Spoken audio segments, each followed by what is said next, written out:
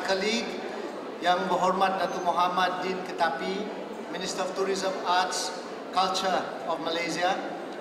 Also to another colleague yang bahagia, Datuk Sri Muhammad Sharul Ikram Yaakob, the Secretary General of the Ministry of Foreign Affairs, who currently holds the key to MOFA until his two minister and deputy minister comes back.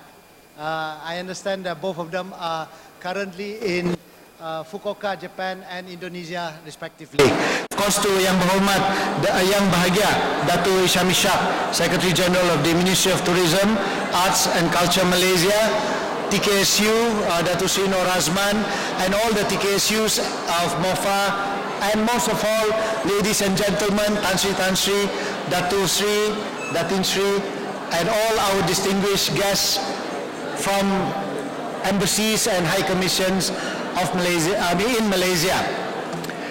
Your Excellencies, ladies and gentlemen, good morning and salam sejahtera. We are gathered here this morning on this very special occasion to commemorate the 52nd ASEAN Day. On behalf of my friend, my colleague, the Minister of Foreign Affairs, YB Datuk Saifuddin Abdullah, who is unable, as I mentioned, to be with us today. He sends his best regards, as well as also by his deputy, YB Datuk Haji Mazuki bin Haji Yahya, who is also attending to his overseas duties. The ASEAN Secretariat signifies a remarkable journey of ASEAN, and that is why Malaysia is in Indonesia today through the Deputy Minister to launch the new office, which I believe some of you all may be able to see when you visit Jakarta, and I hope that we will have the opportunity likewise. Excellencies, ladies and gentlemen, since its inception in 1967, ASEAN have evolved steadily. Malaysia has actually played a very significant and active role in the organization with ideas and initiatives that have helped shape where ASEAN is today. The region enjoys continued peace, stability and security. And as we can see in the recent negotiation in Bangkok, as well as Beijing on RCEP, we are moving towards actual centrality and final decision at least on the long outstanding RCEP negotiation. For Malaysia, balancing national interests against regional interests is always a challenge. But by working as a big family, ASEAN member states continue to unite diversity, building on mutual progress and managing our differences between countries, positively and constructively, of course.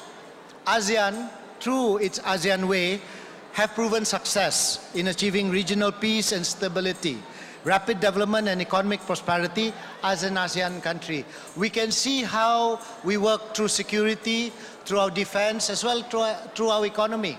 And I think when ASEAN manages to sign up eventually our trade agreements as well as the RCEP, we will definitely be a force to be reckoned with 3 billion market economy by then.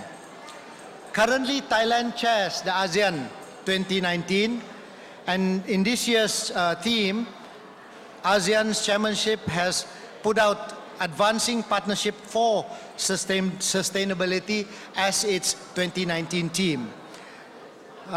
For Malaysia, we have taken significant efforts to implement various measures to contribute to this global sustainable initiative by incorporating elements of sustainable development goals into our national policy and strategies. Excellencies, ladies and gentlemen, on the MITI side, the trade and investment, as well as MOFA, as we work very closely together, and MOTAC, ASEAN has grown tremendously and is now the largest economy in the world and the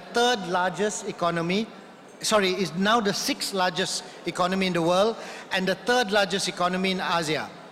In terms of economic performance, ASEAN has enjoyed an annual growth rate averaging at 5% and are expected to continue to perform global growth this 2019. According to the forecast by the ASEAN Secretariat, by year 2030, ASEAN has the potential to become the 4th largest economy in the world, right after China, US, and the EU. With more than 642 million population within ASEAN, that is the 10 permanent member states. We are the third largest market in Asia, right behind China and India. In 2018, total trade amounted to 2.78 trillion, of which 23.0% was intra-ASEAN trade itself, and representing the largest share of ASEAN's total trade. The region is also a world-class investment destination, and our friends in the diplomatic corps, do remind your countrymen that Malaysia, as well as ASEAN, is definitely the destination that they should be visiting investment-wise and also tourism-wise. What is it? Visit Asia, truly Asia, or visit Malaysia, truly Asia. I didn't get that right, but then again, MOTEC will definitely be able to entice you more so for the visit Malaysia year 2020. And don't forget APEC 2020 as well. The various integration initiatives under the AEC blueprint have led to sustainable growth in ASEAN. The AEC have not only provided a sound basis for increasing intra-ASEAN trade and investment flows, but have also enabled ASEAN to be an important destination for global foreign direct investment. Malaysia would like to urge, as I mentioned earlier, all other Asian nations to increase their respective efforts to enhance our intra-ASEAN trade. With the AEC 2025 blueprint, ASEAN is now in its second phase of integration that will focus to transform the region to become a more cohesive economy. And at the same time, ASEAN also acknowledges the contribution and the important role by ASEAN dialogue partners for continuously supporting the growth of ASEAN.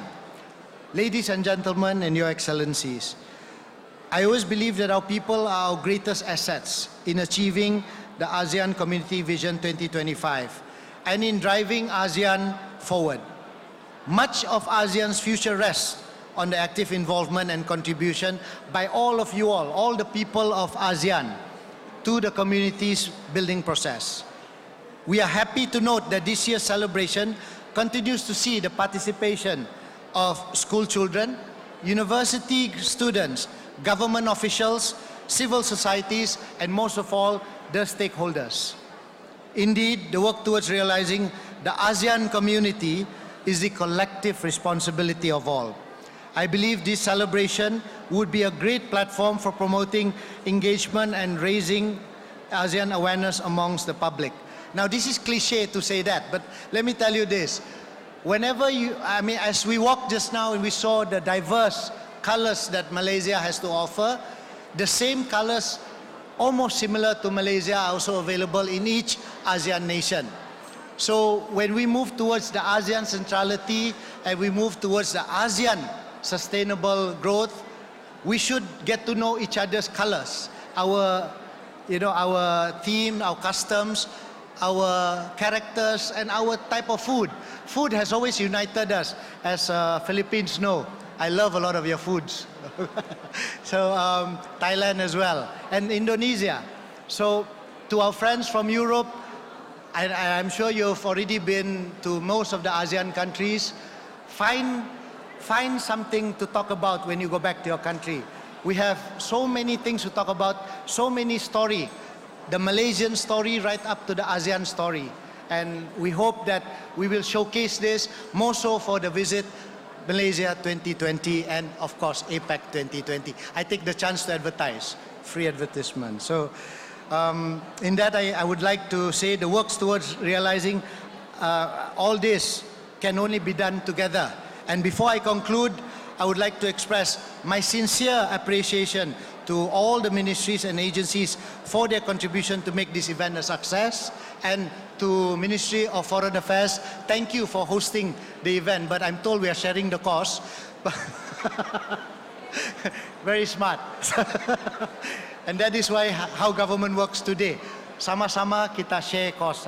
Okay, terima kasih, Ketua Kuadan, CSA, and thank you to all.